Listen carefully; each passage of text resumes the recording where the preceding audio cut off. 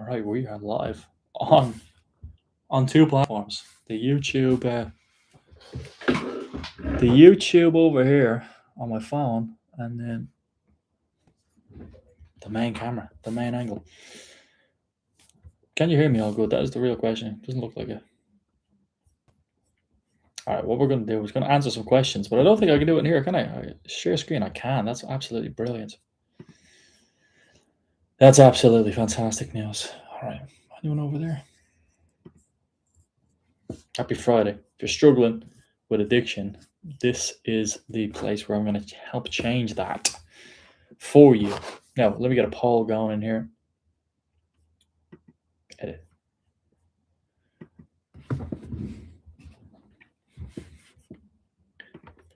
Bada bang, bada boom. All right. How do I do a poll? Engage with your audience. Start a poll. There we go. Can you be addicted? Can you be addicted to it? Start poll. All right. If I get watch time on this thing and I get watch time on this thing, this is gonna be bloody great. I'll get paid instantly in about 5 minutes. All right, let me share my screen for some questions. We'll run through a few more. Give me more. Give me more.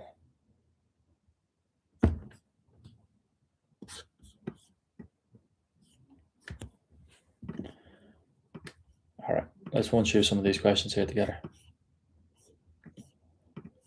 Share screen.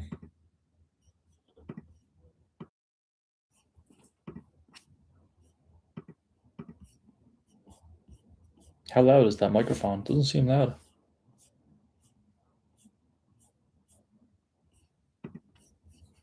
Testing, 1, 2. All right. Share.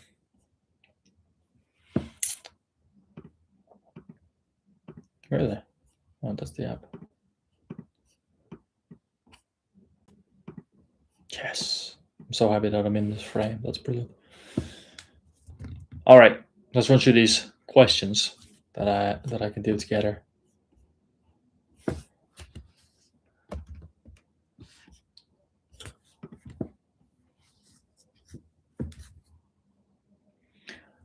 All right. First question. What's the difference between being sober and being safe? What is the difference between being sober and being safe? All right. I'm going to take the context of being safe there. And being safe means that you are, I would say I'm safe, where I'm much further down the road. I don't have anything to worry about in terms of my addiction. I don't have to go backwards. I don't have any coping mechanisms or doubts or fears. So when it means that, when in terms of being safe, I'm going to take that context of what's the difference between sober and safe. I'm going to say sober, meaning that you are early in recovery or you're just mid-term or mid-length. Being sober is where you still have to cope, or you still have to strategize, or you still have to see therapists, or you still have to mentally prepare yourself, or you still have to be hyper vigilant. So that's the difference. Being sober is being on the ball, active. You're in active recovery and you're really focused on it. Being safe is, again, I don't know what it exactly means by that, but what I'm classing that means is that you're further down the road and you don't need to have such vigilance or such focus on your recovery journey. For example, some people in AA would say they need AA and you need to go to every single meeting. You can't miss a meeting. And some people kind of taper off. They come off a little bit and they're a little bit further away. All right. So that'd be an example of that. All right. What's next? How to tell people I'm not drinking without making it awkward. Fantastic question. Why is it a fantastic question? Because this happens all the time in terms of clients that I deal with. They always say, how can I tell friends? And they wouldn't say like, how do I tell friends? But they would say like, oh, I don't know what my friends are going to say. I don't know what they're going to say. And it's a bit awkward. And what you can say is you can say like, you can do it like jokingly. You can do it like open and honest. And you can do something like, I don't know what the other one is, but you can go like, alcohol doesn't agree with me, so I don't drink alcohol for maybe challenge won't be lasting, so I don't drink alcohol. None will be that Drinking alcohol, I'm not drinking alcohol for until March. I just set myself a goal for myself, and me and my friend are doing it, me and my partner are doing it. So that's like a little mini goal, and that will get you through that event. Or you can be joking about it, like, Jesus, I'll be drinking every day for the rest of my life if I drink today. I don't know. It's just you're setting a challenge for yourself. So there's definitely ways of doing it in a healthy way, where if you're not drinking, you don't need to make it awkward by being honest, having fun with it, setting a challenge with it, whatever your personality says or thinks, doing that. All right, doing that. I actually think I need to check out my live stream on my phone to see if I'm getting good audio on this. And I'll do that just now. Give me 1 second. Fridays. It's Friday, then it's Saturday, Sunday. All right, here we go. Then it's Saturday. Yeah, definitely getting great audio. All right. But my phone's dead. Oh, Jesus Christ. All right, what's the next question? Next question is, what do I do when I'm sober but I'm still fantasizing about using? Another great question. Why is it a great question? Because you will fantasize about it early in recovery. When you are in early recovery, you should be thinking about using. Why should you be thinking about using? Because all of your habits, all of your thinking, all of your invites, all of your text messages, all of your calls are all around using. So yes, you should at the start be fantasizing about using. If you're fantasizing about using in 6 months plus 7 months, a year, you've got a real challenge on your hands. Not a real challenge that can't be solved, but you've got a challenge on your hands that you're probably not doing the deeper work or inner work that will then stop you from using. What I mean by that is, after a period of time, there's no way you should be fantasizing, because it's toxic, it's terrible, it's the worst thing, it's poison, I can't go back. It's, if I do that, I'll destroy myself. If you truly believe you destroy yourself or kill yourself or hurt yourself for that, then you wouldn't drink, right? Then you wouldn't or take the substance. So if you truly believe that, so it should diminish altogether. Number 4, why do I suddenly feel confidence, then crash into anxiety later the same day? So why do I suddenly feel confidence, then crash into anxiety in the same day?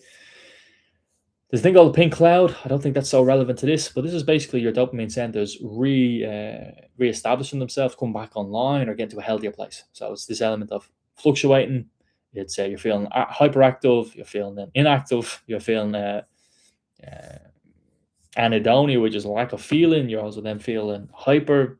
I was going to say hypersomnia, but that's around sleep. I mean, you got hyperactive. So this is all very normal as you're coming back online, quote unquote, in your recovery. So the wave of emotions that you're experiencing, I would say, is very normal. If you're feeling confident and then you're feeling anxious, I'd say it's normal.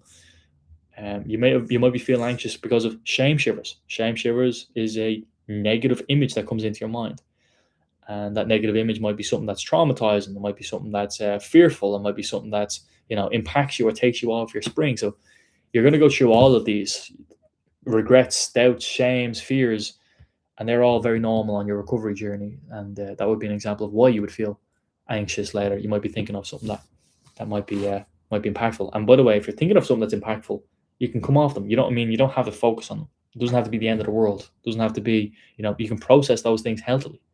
In the moment, they're going to hurt like crap, but you can process them healthily.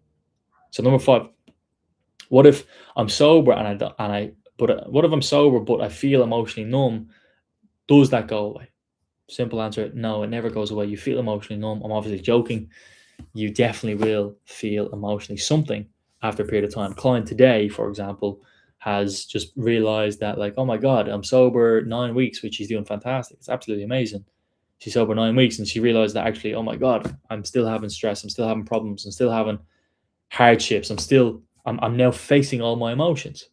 So that's literally for someone that's happening today, that realizes that she still needs to face all of her emotions or all of her challenges. All right, so it's a real thing. But you won't feel emotionally numb for the rest of your life. It will go through, and sometimes people are afraid of those emotions when they do start coming, positive and negative. All right, number 6. How do I handle mornings when shame, anxiety is highest without slipping? it's fascinating. The shame and anxiety is such part and parcel. People don't often talk about it on recovery, but they really are impactful things for people's recovery journey. How do you not slip in that regard? Well, trust me. You don't even trust me. You know yourself. If you were to go take that substance one more time, if you know you're going to take that substance again, it's only going to make the anxiety and the shame worse. So how do you handle those mornings? If I was to do it tactically, have a plan. Have a plan. What I mean by a plan is going out with a friend, going out with a family member, going to do an activity or a sponsor or an event. Number two, have a sponsor, how to handle the morning, call them in the morning, make that organization that you're going to call them. Number three, go to the gym or do something that is proactive, regardless of the shame, anxiety, you're going to go do that. So that's, again, somewhat of a plan. How do you handle the mornings? I would journal, write those things down. Those are very serious and impactful things for you. So write those down. Number seven, then the next question, not keep answering that. What's a realistic plan for my first weekend sober? So I'll answer this in two ways. What's a realistic plan for you being sober? One is like worst case scenario. One is where you're getting invites every day. The lads are on you. They say want you to go out. They're non-stop pop GTA radio. They're constantly asking you to go out. What's a realistic plan for that weekend? Well, you're going to need to sit down or tell them or talk to them or say to them that, look, I'm not doing that, or you're going to just avoid them all this weekend, and you're just boxing yourself in a room, right? So that's one plan, is just boxing yourself up in a room for your first weekend sober. For a different weekend where it's not so much, everyone's pushing you and everyone's texting you and people understand. So let's say in the opposite, where people understand. A realistic plan, I would actually try ask you the question of, what do you want to do this weekend? What would be good for you this weekend? What would be a happy thing for you to do this weekend? Is it go to the park with your family? Is it go to the cinema? Is it go for a walk? Go for the beach? Read something? Journal something? Go take a weekend break away? Or even just simply, watch football or not do anything on the weekend, quote unquote. So those are very simple things that would be a realistic plan for you on your first day. All right. Next, number 8. How do I stop testing myself? How do I stop testing myself, going near temptation to prove I'm strong? I actually encourage testing yourself, not early recovery, but definitely at a period of time where you can test yourself. Testing is one of the best things that I can do for a client. Why is it one of the best things I can do? Because if they're in the danger zone, then they're going to get more beneficial if they don't fail. So if they fail, which again, early recovery, they're very likely to fail. Later on, they're growing their strength and they're growing their confidence. So how do you stop testing yourself? I would say, don't test yourself early recovery. Don't have overconfidence after 3 sessions with a therapist. Don't think you can do it on your own, and don't think that it's what else? How do I stop testing myself? Yeah, there's various answers for that. As in, like, early recovery, don't test yourself. Don't be overconfident. Don't think you can do it in a pub. Don't think your friends aren't going to offer it to you. Your friends will offer it to you. You will have temptation. And don't do it early recovery. Later on in recovery, go for it. All right, that's next. Number 9. What do I do when I get cravings in the car on my way home in my usual route? Well, this is an interesting story, because I've had a client in the past who would have, he should go left, but when he has craving, he goes right, and he goes right towards the dealer's house and grabs the bag. So what do I do when I get craving? When I get craving in the car, I'm on my way home in my usual route. You should call someone. That should be a friend. That should be a person. That should be a sponsor. That could be me. Call me. Call me. I'll do it. All right. So what do I do when I get cravings in the car? Call someone. Call a sponsor. Call your friend. Call your partner. And I would also I'd block the dealer, block the numbers. That same client that I talked about that went left instead of right, or went right instead of left, he only knew 2 phone numbers, his partners and his dealers, which is a very funny tale of asking someone to block something. Call someone in that moment. Call someone. All right, number 10. What if I keep quitting for a few days and then going back? What am I missing? So if you keep quitting after a few days you're going back, it's probably that you think you're pretty good and you're fine, you're okay, and you can do it. And because of that, you have a little bit of overconfidence, so you test yourself. And that goes back to the previous question, 2 questions ago. So When you quit after a couple of days, you're going back using. There's definitely a lot of things that need to be addressed. What are the triggers that's causing you to go back? What keeps you trapped here? What is keeping you from going back?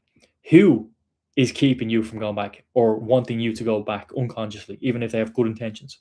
Where are you getting caught up or chipped up on these occurrences? And so these are quality, simple questions for if you keep using after a few days for quitting. When? Weekends? Where? Pubs? Who? Best friend? What? I don't know what the first one was. Oh, triggers. The triggers. What are the triggers?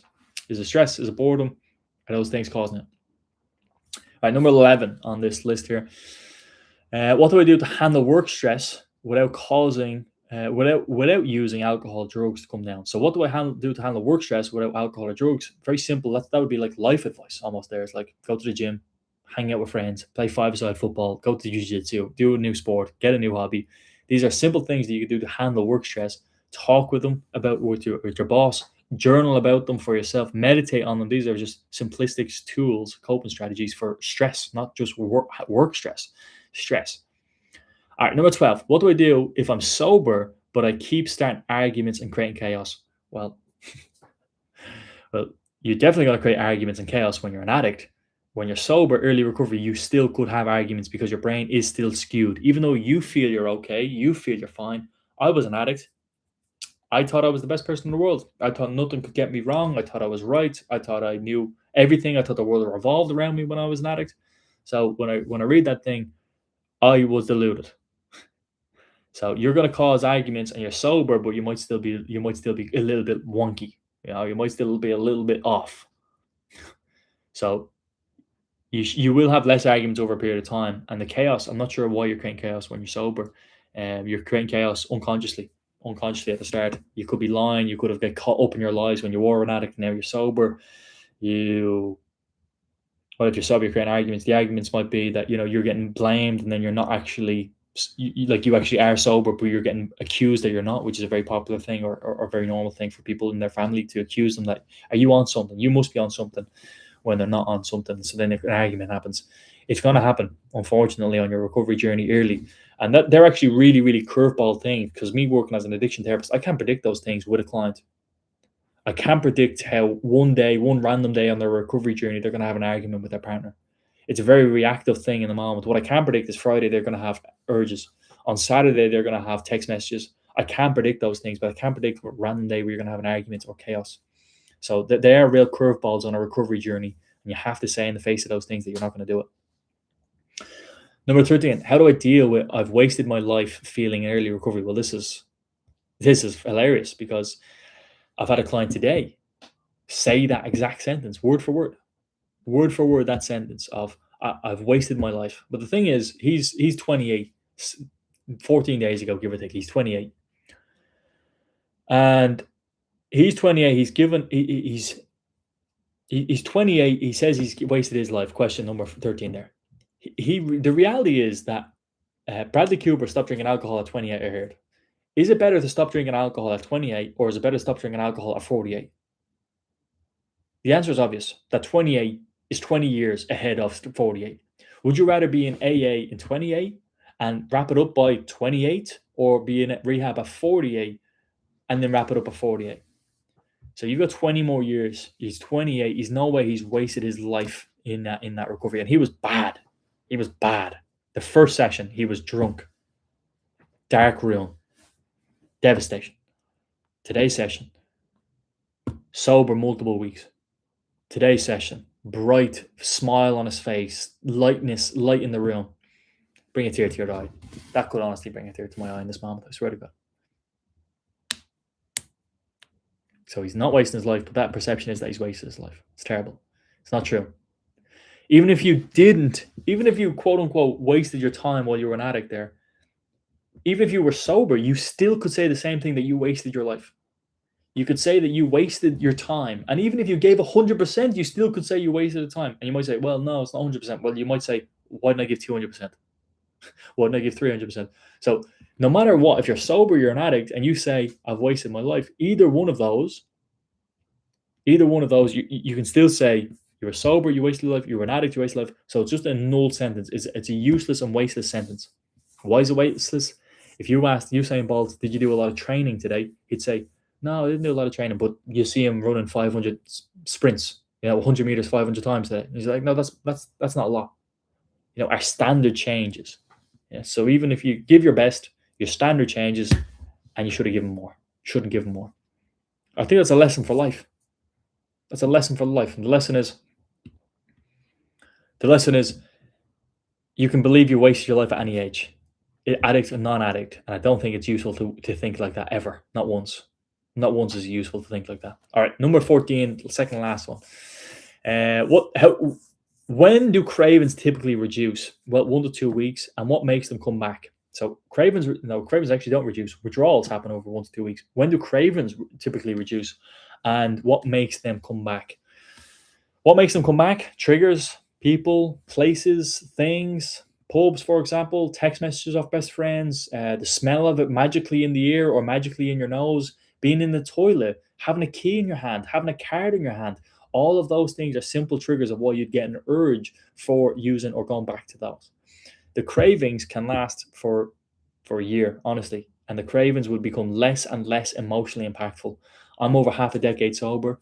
I do not have cravings. Whenever like a song might trigger me into it, like what I mean by trigger is an old song that I used to play 50 times when I was an addict. I would think about the substance. Or when I'm in a pub watching a football game, which I don't drink alcohol, but I'm in a pub watching a football game, I see someone walking into the toilet, and then a thought comes. These aren't cravings; they're just thoughts. All right, so there's no emotional sting to them, and that's multiple years down the road. So cravings reduce over time, but what makes them come? All those things that I mentioned on that list. So how do I build a sober plan for nights out, an exit plan, and then I can't build an exit plan, scripts, supports, and drinks. How do I build a sober plan for nights out? I would say honestly, very simple. Very simple. A sober plan for me is what time am I going out at, what time am I coming home at, what am I drinking, and I always and easily find that there. Now this one's the nuanced one. If someone asks me why am I drinking, which is a very common thing on people on early recovery, why aren't you drinking? You can easily say those few things that I mentioned earlier on the stream that you would say. You can either be a joke, it can be serious, it can be honest, it can be a lie, it can be whatever. Some people lie and they say, look, I'm just giving up for today, I'm giving up for Lent. Some people lie and they say, like, it's not agreeing with me. Or that'd be honest. In fact, that'd be really honest. So how do you build a sober plan? There's an unlimited easy ways to do it. Know when you're going, know who you're going with, give accountability to someone that you're going with. And what I mean by give accountability, tell your best friend, tell your partner, tell someone that you're going with that you're not going to use, and or you're not only going to use, this is your plan, this is what you're doing, you're going to be home at this time and you're leaving with them at that time. So that adds layers of accountability. All right, that's it. That's all those 15 questions there, and I really appreciate it. I hope you're doing very well, and on this day, have a beautiful, blessed day. Get a good night's sleep. Enjoy your weekend. It's Friday night here in Ireland. I'm looking at a beautiful sunset over here in Ireland. It's great. So with that being said, have a beautiful, blessed night, a beautiful, blessed weekend. I look forward to seeing you in the future. So I'll shut down this one, and yeah.